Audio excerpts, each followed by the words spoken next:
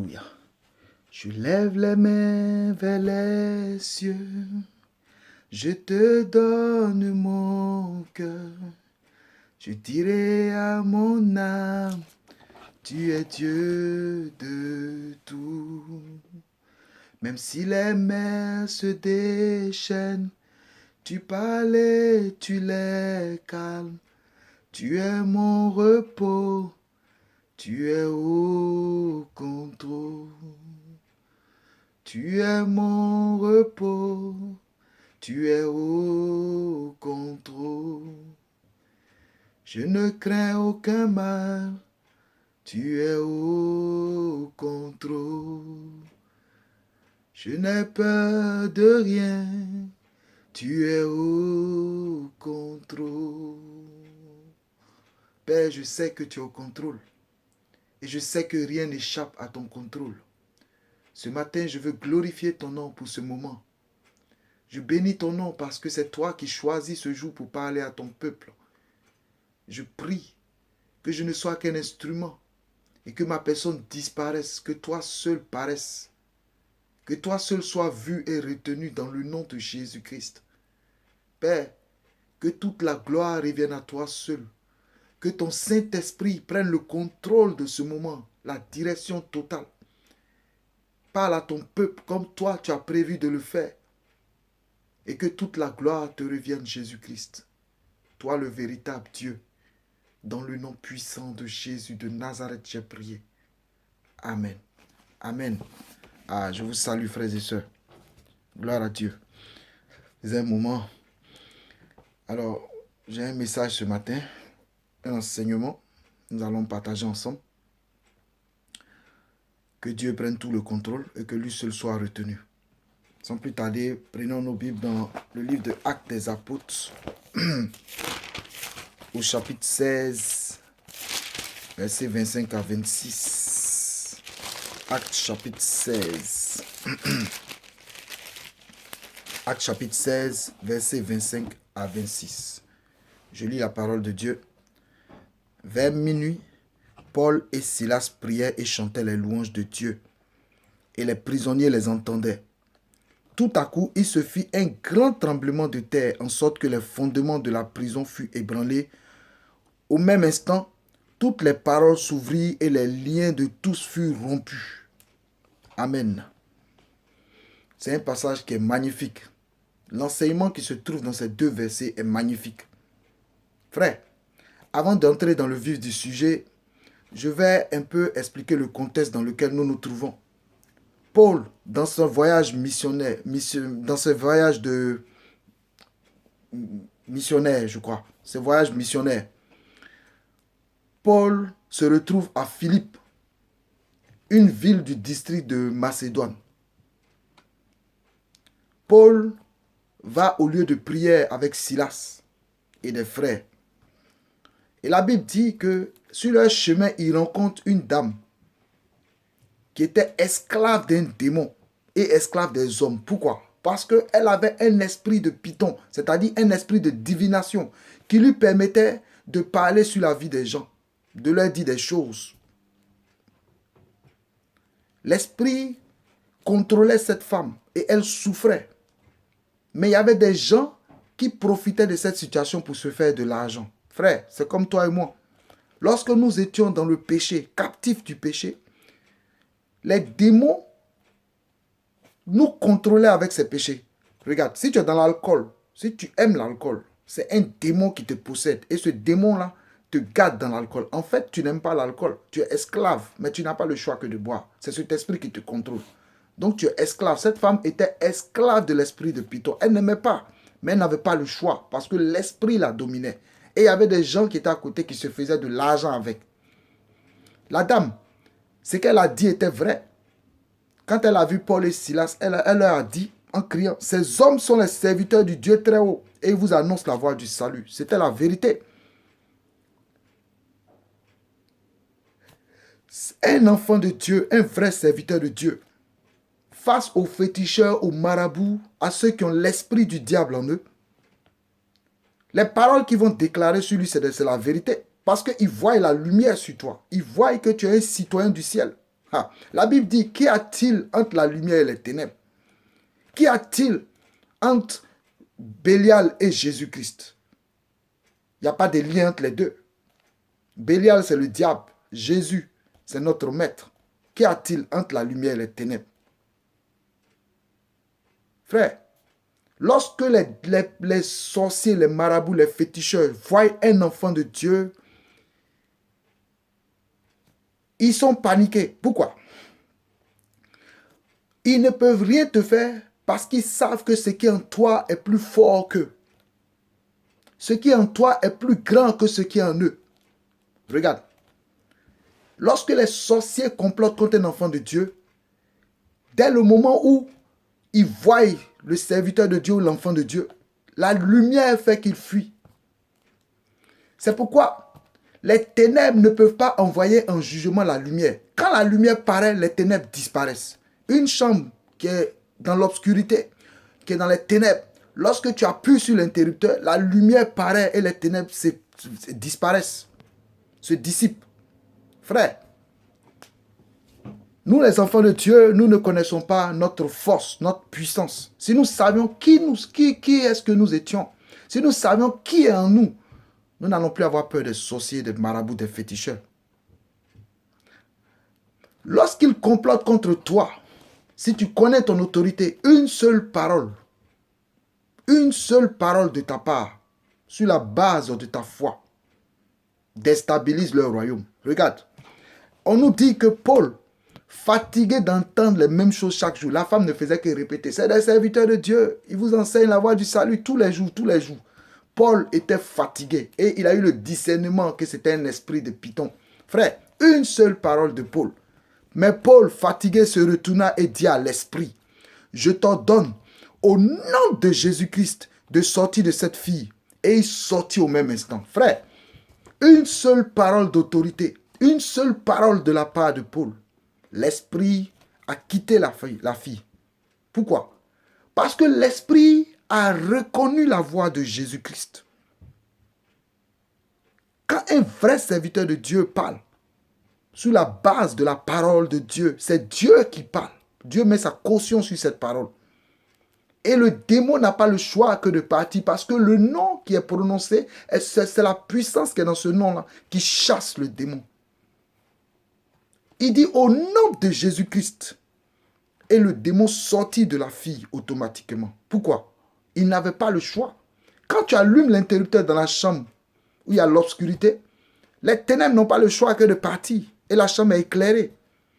Donc, si des sorciers, des féticheurs, des marabouts sont en train de comploter pour t'envoyer, pour venir te tuer, quand ils vont t'attirer vers eux, c'est leur perte qu'ils cherchent. Pourquoi? Parce que quand tu vas paraître, quand la lumière qui est en toi va paraître, eux, ils vont se dissiper. C'est pourquoi les ténèbres ne peuvent pas envoyer en jugement la lumière. Ce n'est pas possible.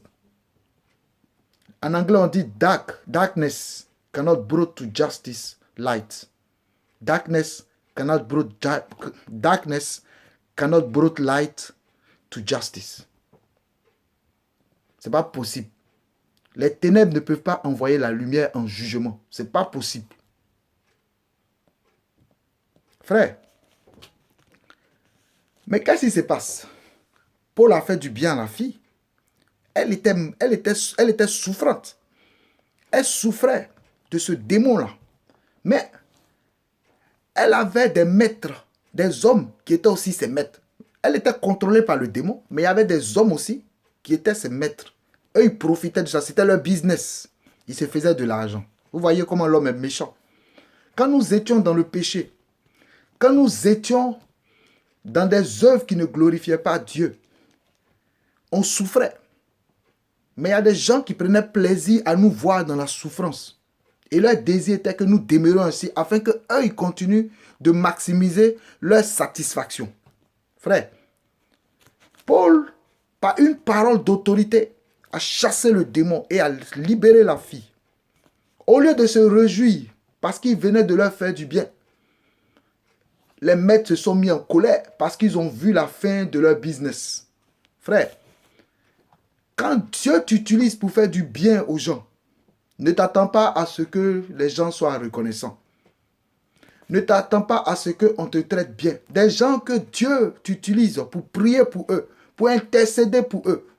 Lorsque Dieu décante la situation, c'est les mêmes là qui t'attaquent. Ce sont les mêmes qui vont se retourner contre toi. Ce sont les mêmes qui vont te salir, te calomnier. Ce n'est pas un homme de Dieu. C'est un plaisantin. Frère,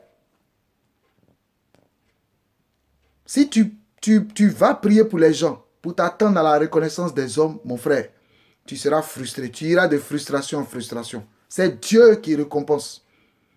C'est Dieu qui établit, c'est Dieu qui bénit. Si Dieu est content de toi, c'est le plus important. Paul et Silas, ayant fait du bien à cette fille, en chassant le démon, les maîtres de la fille se sont retournés contre Paul et Silas. Ha! Oh, Jesus. Dieu t'envoie des gens, ou Dieu te conduit vers des gens, pour leur prêcher l'évangile. Tu leur prêches l'évangile, tu pries pour eux. Dieu les délivre puissamment. Ha! Frère, le démon s'en va. Mais ceux qui prenaient plaisir à la situation de cette personne-là, de ces personnes pour lesquelles tu allais prier, ha! Ceux qui avaient fait de cette personne leur business, ils vont se retourner contre toi. Si tu es dans la délivrance, attends-toi à des attaques terribles. Des accusations vont quitter de je ne sais où. On va t'accuser de choses qui... Et toi-même, tu vas tomber des nues. Les gens peuvent venir t'arrêter. La police peut débarquer chez toi et t'arrêter. Et ils vont te mettre une histoire sur le dos. Tu ne sais pas, une histoire qui a ni tête ni queue. Pourquoi?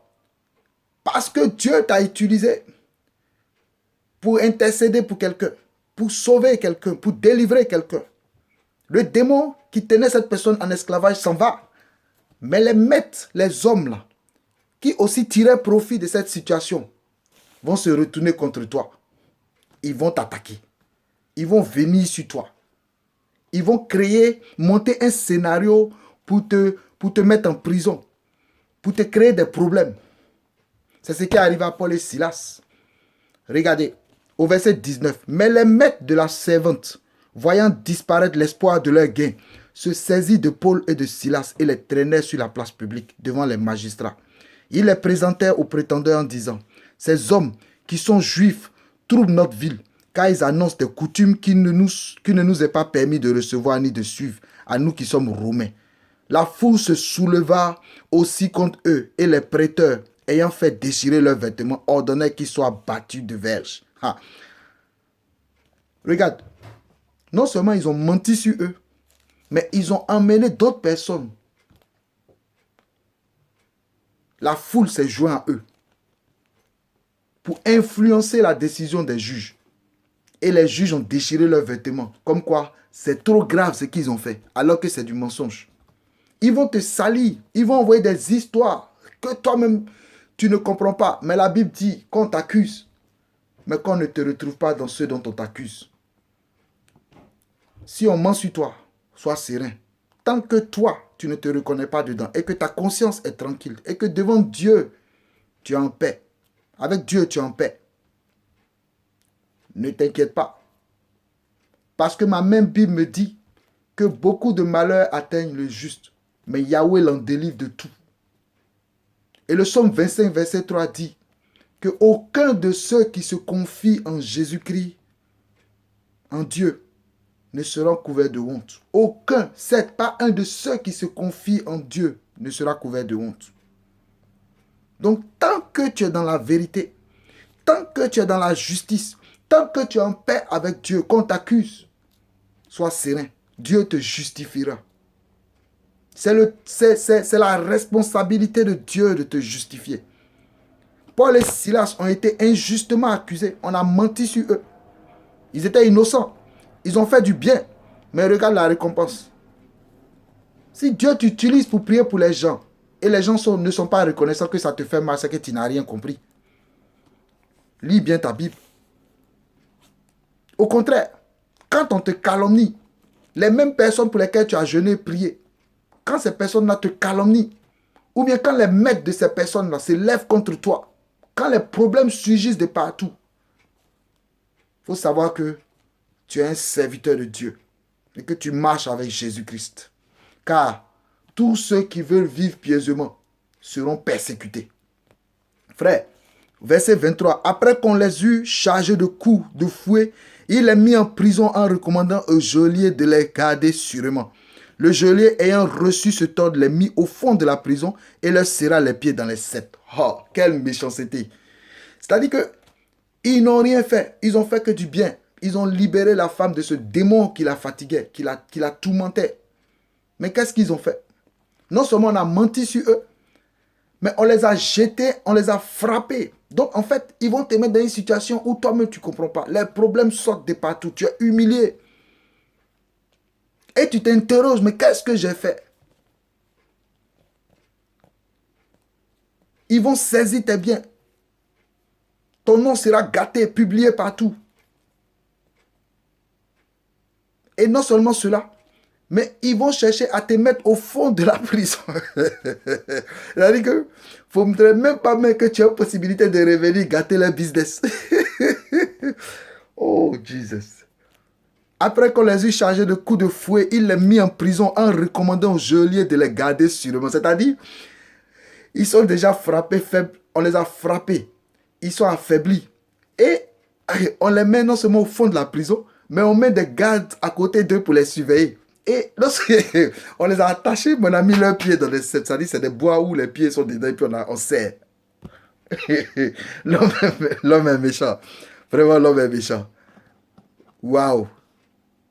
L'homme est méchant. Le geôlier ayant reçu cet ordre les mit au fond de la prison et leur serra les pieds sur les ceps. C'est-à-dire, il n'y avait même pas possibilité pour qu'ils sortent. Frère, je vais entrer maintenant dans le vif de mon sujet. Paul et Silas, malgré tout cela, ne se sont pas plaints. Pourquoi? Parce qu'ils avaient reçu la révélation. Une révélation puissante et terrible. Ils ont fait du bien. Ils sont en paix avec Dieu. Mais ils traversent l'ombre de la vallée de la mort. Ils savaient que le quatrième homme qui était dans la fournaise avec Abel, Nego, Meshach et Shadrach était avec eux. Ils savaient que Jésus de Nazareth, le Dieu fidèle, était avec eux. Ils étaient sereins. On les a jetés dans la prison. Et ce qui me plaît au verset 25, on dit vers minuit. Ça veut dire quoi? Vers minuit. Vers minuit, ça veut dire quoi? Pourquoi la Bible précise vers minuit? Minuit, c'est l'heure où les ténèbres sont en activité. C'est l'heure où l'obscurité domine, l'obscurité règne. L'obscurité, les ténèbres, c'est quoi? Ce sont les démons. Et les démons, ils viennent avec les problèmes. Donc, vers minuit, en fait, vers le milieu de la nuit, dans certaines versions, c'est-à-dire en plein dans les problèmes, en plein dans les difficultés, en plein dans la détresse, en plein dans les angoisses, frère. Quand tu te retrouves dans des situations de détresse, dans des situations d'angoisse, parce que Dieu t'a utilisé pour faire du bien aux gens. Dieu t'utilise pour prêcher l'évangile, pour prier pour les malades, pour libérer les captifs. Et que les maîtres de ces personnes que Dieu délivre se retournent contre toi. Et des accusations sont portées sur toi qui te conduisent dans la détresse, dans l'angoisse. Frère, la révélation, c'est que c'est dans ces situations qu'il faut glorifier Dieu. On ne fait pas combat spirituel. Quand tu te retrouves dans ces situations, si tu fais des combats spirituels, tu n'as rien compris. Lis le psaume 107 et tu auras la révélation divine. Dans ces situations, on ne fait pas de combat spirituel. On glorifie Dieu. On loue Dieu. Parce que Dieu est le Dieu des défis. Dieu aime les défis. Dieu aime montrer sa puissance. Dieu aime quand on le glorifie. Dieu aime cela. Frère, Paul et Silas avaient compris. C'était une opportunité pour eux d'expérimenter la puissance de Dieu. La Bible dit, Paul et Silas priaient et chantaient les louanges de Dieu. Ils sont en plein dans les angoisses. Ils sont en plein dans la détresse. On les a frappés, ils sont affaiblis. On les a enchaînés. Et il y a les gardes autour d'eux. Il n'y a pas de possibilité d'aller vers le milieu de la nuit, vers minuit, en plein dans ces problèmes. Ils ont compris qu'on ne fait pas combat spirituel, mais on prie et on glorifie Dieu, on loue Dieu. Plus les problèmes t'accablent, plus tu glorifies et tu loues Dieu. Parce que tu n'es pas loin de voir sa puissance et sa gloire. Si tu fais les combats spirituels, si tu vois le feu, mon frère, tu ne verras pas la gloire de Dieu. Parce que Dieu siège dans la louange. Quand tu loues Dieu en plein dans tes problèmes, quand tu es dans les difficultés, que tu glorifies Dieu, tu loues Dieu, il descend de son trône de gloire et il vient à ton secours. Frère, laisse-moi te dire que les anges sont supérieurs en force et en puissance que les hommes. Un seul ange est plus puissant en force que des millions d'hommes. Et la Bible dit que dans les cieux, il y a les milliers de myriades d'anges qui adorent Dieu. Mais ce n'est pas suffisant. Parce que Dieu est trop grand. Mais toi, chrétien, toi, enfant de Dieu, quand tu loues Dieu, quand tu l'adores, Dieu tend l'oreille parce que tu as de l'importance, tu as un grand prix à ses yeux. Oh, les anges aimeraient avoir cette position-là. Malgré leur force et leur puissance. Quand toi tu pries, Dieu se déplace pour écouter. Quand tu le loues, Dieu descend. Il vient siéger dans ta louange et l'adoration que tu portes vers lui. Quel Dieu magnifique. Quel Dieu glorieux. Quel Dieu fort. Quel Dieu puissant. Quel Jésus de Nazareth. Frère, les prisonniers les entendaient. Dieu aime quand il y a les témoins, frère. Ha. Il y avait une situation. Paul et Silas étaient dans la prison. Ils étaient en plein dans les problèmes, dans les difficultés. Si c'était quelqu'un d'autre, il allait se lamenter, il allait pleurer parce qu'il n'a pas fait du mal.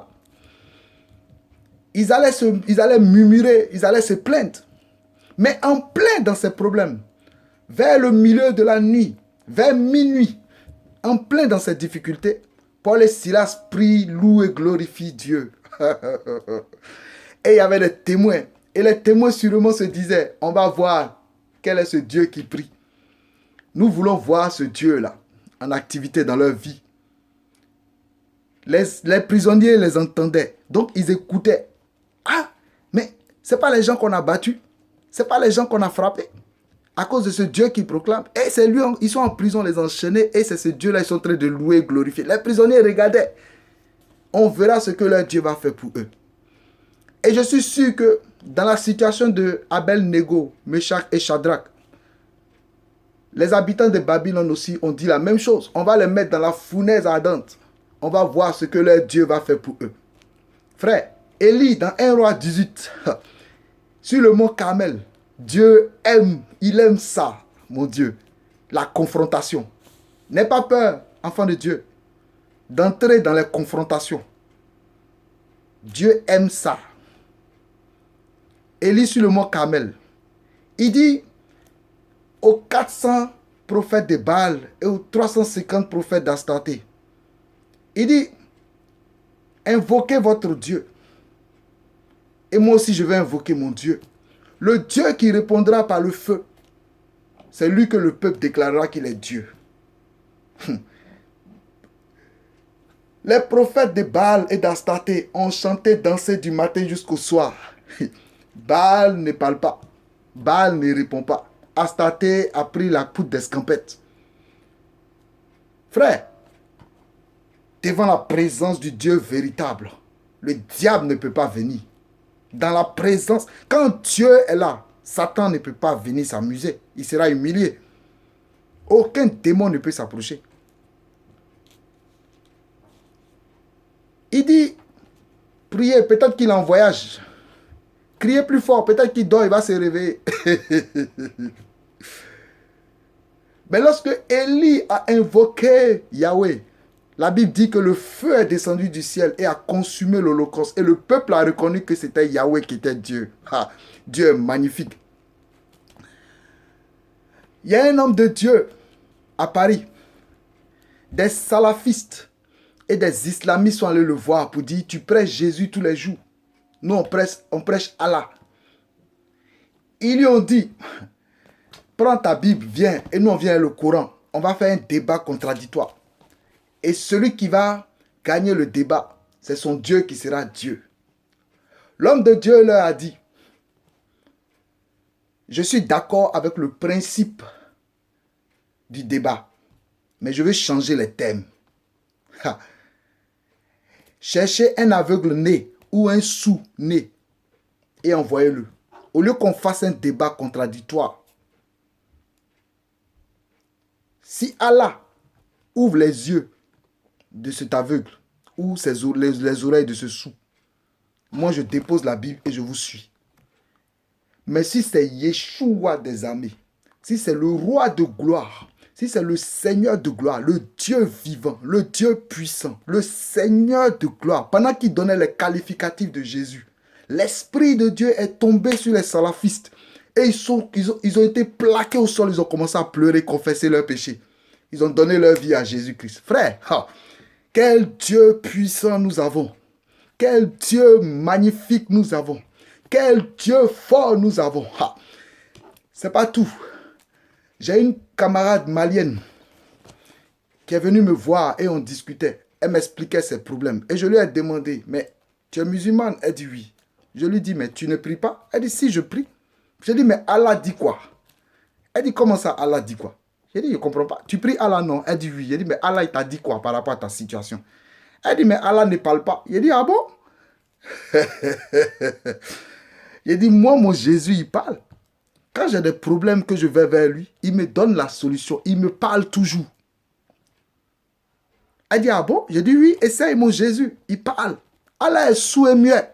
Allah ne peut pas parler. Oh, sauve-nous, Seigneur. Allah est bien et sourd. Jesus. Non, je le kiffe. Le Dieu le plus glorieux. Pendant qu'ils adoraient, les prisonniers se posaient des questions. Aujourd'hui, on va voir ce Dieu qui proclame là. Qui peut venir les sortir de là? On dit tout à coup. J'aime trop cela. Tout à coup. Ça dit, personne ne s'y attend. Jesus. Personne ne s'y attend. Il se fit un grand tremblement de terre. Le créateur du ciel et de la terre a fait trembler la terre. Il a donné ordre à la terre. Secoue-toi, une seule parole. En sorte que les fondements de la prison furent ébranlés, frère. Dans la louange, lorsque tu es dans les difficultés, en plein dans les problèmes, loue Dieu, adore-le. Parce que quand il descend pour prendre sa louange, quand il descend pour prendre sa gloire, la terre tremblera. Et les fondements de la prison seront ébranlés. Au même instant, toutes les portes s'ouvrirent. C'est-à-dire, il n'y a même pas une porte qui est restée fermée. Toutes les portes des prisons, c'est-à-dire toute la prison. Là, un seul vrai enfant de Dieu peut bouleverser toute une ville. Si seulement nous savions la puissance qui est en nous. Un seul enfant de Dieu dans un quartier peut changer la situation du quartier. Toutes les portes des prisons se sont ouvertes. Et Dieu ne s'est pas arrêté là. Pour montrer que c'est lui qui est Dieu. Les liens de tous les prisonniers ont été rompus. C'est-à-dire, tous les prisonniers qui étaient enchaînés. Les chaînes se sont brisées. Frère, oh, je déclare que toutes les prisons dans lesquelles tu te trouves maintenant, les fondements de ces prisons-là, vont se rompre à cet instant au nom de Jésus. Je déclare que les portes des prisons dans lesquelles tu étais maintenant s'ouvrent au nom puissant de Jésus. Je déclare que les chaînes qui te tenaient captive maintenant se rompent au nom puissant de Jésus. Car mon Dieu est magnifique. Mon Dieu est vivant. Mon Dieu est puissant. Mon Dieu est glorieux, frère. Mon Dieu est merveilleux. Père, je te rends gloire. Prends toute la gloire, Seigneur Jésus, car la gloire est à toi. Merci pour la puissance de ton nom. Sois glorifié, mon Dieu, au nom de Jésus-Christ. Amen. Merci, Seigneur.